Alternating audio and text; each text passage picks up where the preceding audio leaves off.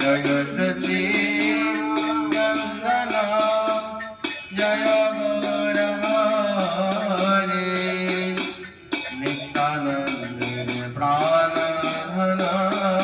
নবদ্বীপ বিহারী নিত্যানন্দ প্রাণ নবদ্বীপ বিহারী সুখদায়ক হে জয় জয় প্রাণ সখী জয় জয় প্রাণ সখী প্রণত সকল সুখদায়ক হে জয় দায়ক হে। এইরূপ কীর্তন তিনি লিখেছেন, মহাপ্রভুর উদ্দেশ্যে কীর্তন লিখেছেন। তাই এখানে কি বলছেন? স্বল্প পুণ্যবাদান, স্বল্প পুণ্য ব্যক্তিগণের মহাপ্রসাদের প্রতি তার স্বীকৃতি হয় না, ভগবত দর্শন করে সে ভগবানকে জানতে পারে না। এই জন্য জানবে যারা ভগবত দর্শন করে, বৈষ্ণব দর্শন করে চিনতে পারে না, তারা জগতে এখনো আসবে, এখনো জগতের মাঝে পাপ পুণ্য সবকিছু ভোগ করতে হবে। জগতের যত কষ্ট, জগতে আসলে কেউ সুখে থাকে না।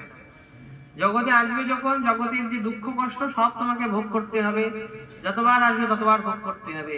যে ব্যক্তি জানবে সাধু হয়েছে, যে ব্যক্তি ভক্ত হয়েছে, সাধু মানে যে সংসার ত্যাগ করে ভক্ত তা নয়। সাধু কথার অর্থ হচ্ছে পরিবারকে নিয়ে ভজন করো, টোটালি পরিবার কৃষ্ণ ভক্ত হও, টোটালি পরিবারই ভগবানকে সেবা করো, মহাপ্রসাদ পাও। স্বামী স্ত্রী সন্তান পুত্র যারা যারা আছে প্রত্যেকে ভগবানকে ভোগ দিয়ে প্রসাদ পাও। সেই পরিবারে যেন কেউ ইতর বস্তু গ্রহণ না করে, সকলে ভোগ লাগিয়ে প্রসাদ পাও, সকলে হরিনাম করো, সকলে ভগবানের সেবায় যুক্ত থাকো। তবে একটা যাকে বলা হয় সুখী গৃহকোণ, এটাকে বলা হয় গার্হস্থ আশ্রম। গার্হস্থ আশ্রম প্রত্যেককে বলা যাবে না, এটাকে বলা হয় গার্হস্থ আশ্রম। ভক্তি শ্রবণ কীর্তন, প্রথমে শ্রবণ তারপর কীর্তন।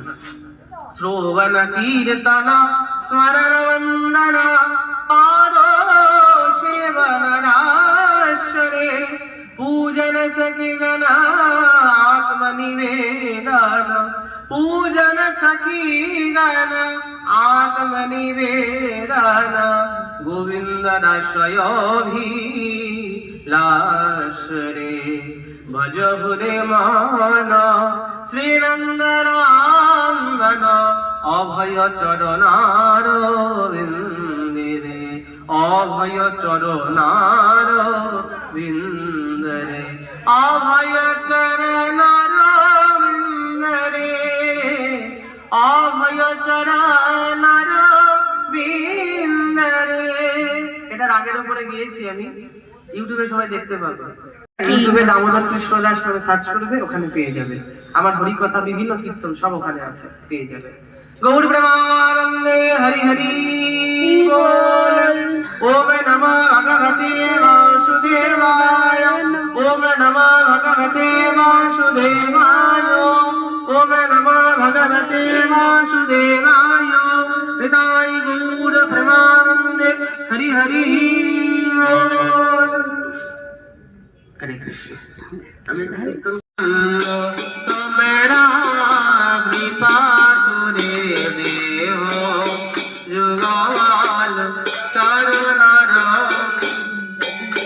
যেন আকুল প্রাণে গাইতে পারে হারারে গোবিন্দ, যেন আকুল প্রাণে গাইতে পারে হারারে গোবিন্দ, গাইতে পারে